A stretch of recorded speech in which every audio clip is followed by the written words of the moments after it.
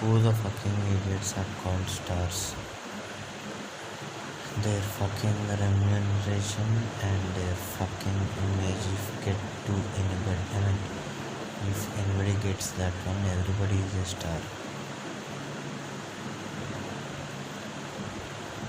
The one people who are political leaders or what we can tell superstar sons or etc who they are called,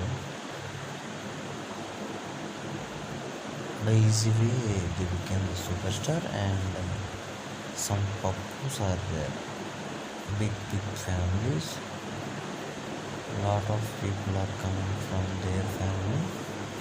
We cannot able to see their bloody faces, but even then their fathers are producers and trying their level best to keep their momentum and showcase them, and trying hard that their sons become heroes in the industry.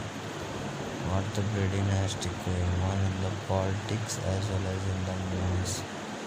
The only people who are worthy in the industry or who have the talent to survive in the industry, whether it is politics or the cinemas,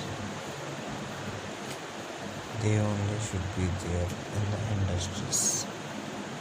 And lot of fake messages we are hearing that lot of the political parties who are entering into the political parties as grand are the sons of the political party.